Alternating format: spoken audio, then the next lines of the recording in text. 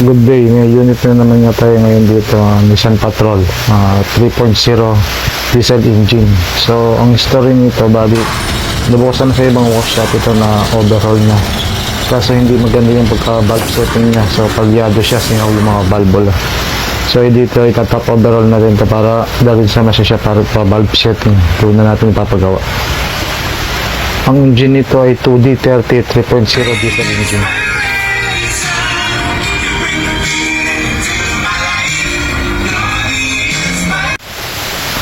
So, umpisa na natin dismantle yung engine para madala sa machine shop ng cylinder head.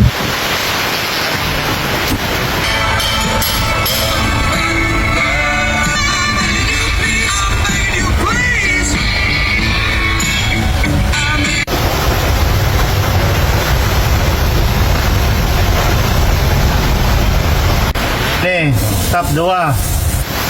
Okay. Okay. Okay, asa to? Tapusing. Pod. Anak. Yan. Yan.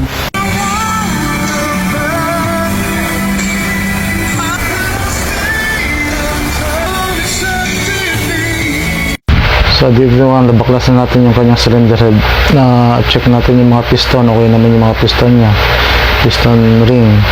So pati liner okay naman. So yung nakita talaga natin na yung kanyang mga valve setting, singaw yung kanyang mga valvula, kaya palyado yung under.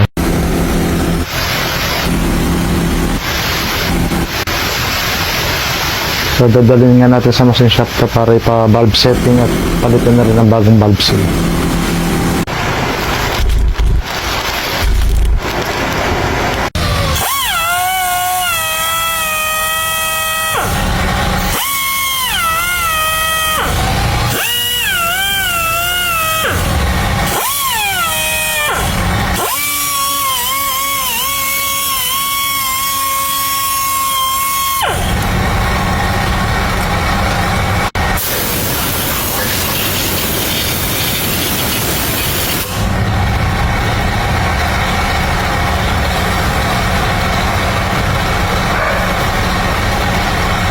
So dito nga pinaprepare na natin yung ating engine block para pagdating ng cylinder head, isasalpak na lang natin.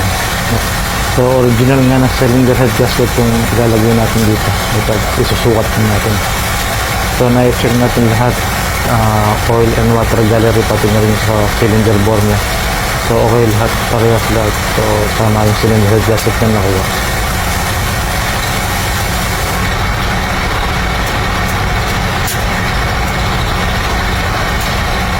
So dahil dumarting na rin yung ating cylinder head galing machine shop na valve setting na, at bago na rin yung valve seal. So ito na, nalagyan natin ng spray gasket yung ating cylinder gasket para makipatan natin yung ating cylinder head.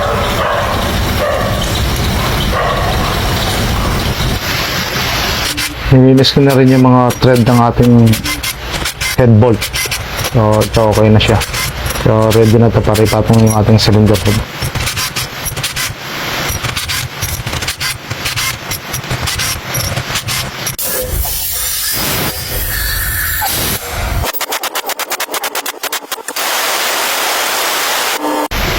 Ito nga yung ating cylinder head, dumating na galing machine shop. So naka-valve setting na ito at bago yung mga valve seal. Yan, lapat na ito, wala singaw yung mga. So nilagay na natin yung ating head gasket, so ipapatong na natin yung ating cylinder head.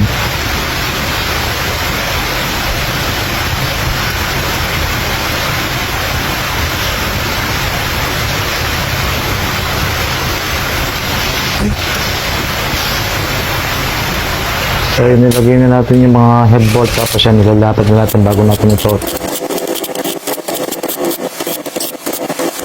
So first step ng torque sequence natin ay lalagyan natin ng 15 Newton meter. 15 Newton meter ang first step natin. So pagkatapos natin ma-torque ng 50 Newton meter lahat, bali magmamarking tayo sa mga head bolt natin.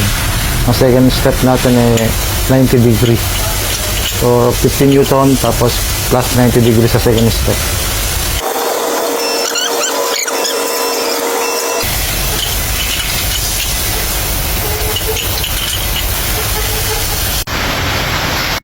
So ayan nga, na-torque na natin sa second step natin, 90 degree. So galing sa hulihan yung marking na punta sa kanan sa second step. Tapos ngayon plus sa third step natin plus 90 degree ulit tayo. Bali yung marking mapupunta sa unahan, galing likod na punta sa kanan, tapos pupunta sa unahan yung marking. So ang torque natin ay 50 Newton meter plus 90 degree plus 90 degree.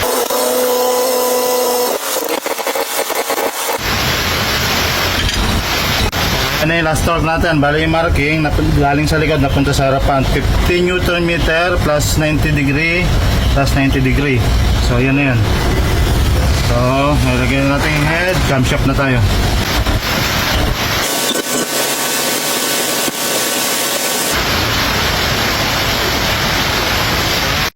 So 2D30 engine, may mga marking yan sa camshaft. Dito sa kanyang intake, bali A yan, naka-marking.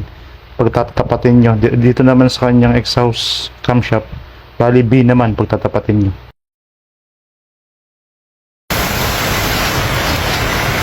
Langit na nga.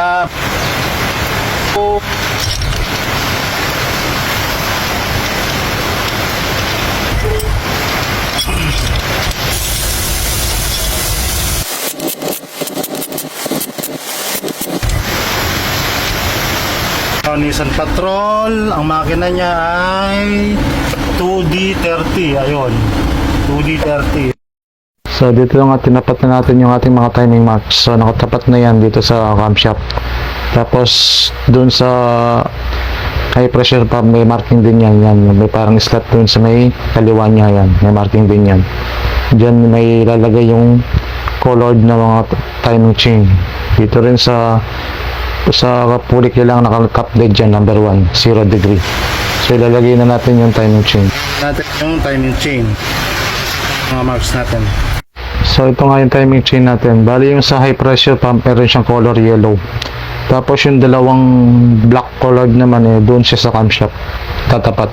So yan yung mga colored niya para itapat doon sa camshaft at high pressure pump.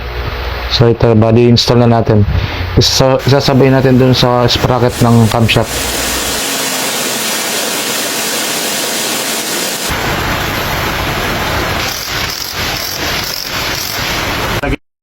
So yan, bali na ilagay na natin din yung tensioner, na-release na natin. So yan, sa camshaft niya, dalawang slot. Tapos sa baba, sa high pressure pump, yung color yellow, ayun, nakatapat. Sa pulley, ayan, naka 0 degree. So okay na yung timing natin. Number 1 cylinder natin, check natin yung clearance. So, i-complete natin yung iba. Ito yung injector natin, may mga bagong washer.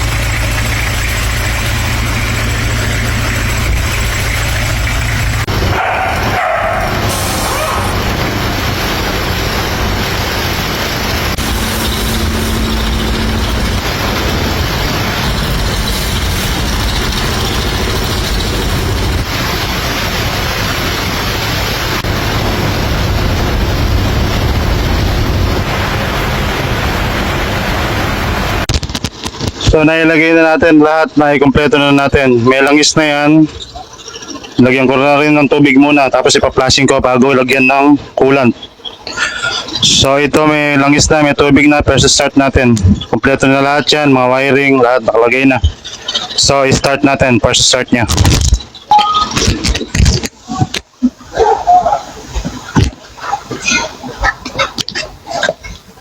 So subukan natin.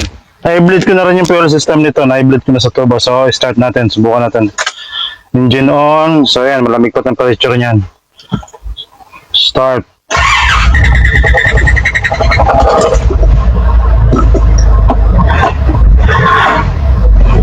So ayan. Okay.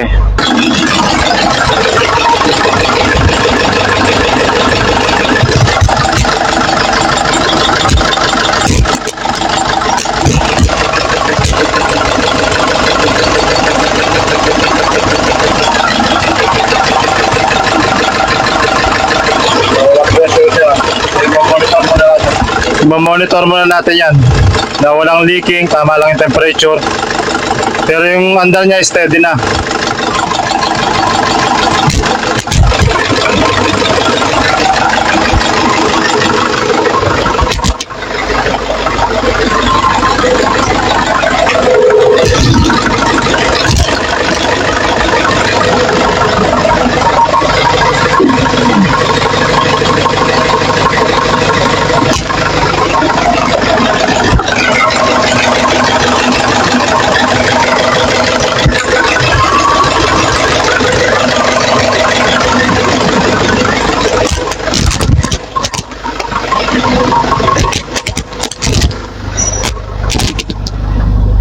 So, monitor natin temperature, walang pressure, tapos walang mga leak. So, tapos road test natin.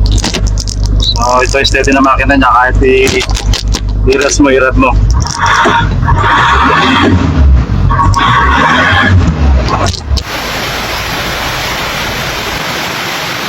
So dito ngayon road test na natin to para masubukan natin kung hindi na kung okay na yung under niya. Ayan, wala siyang kababol-babol kahit yung maliliit. Ganda yung Pinagatan na natin ng temperature niya. Pinasin na natin. Pinagatan natin ng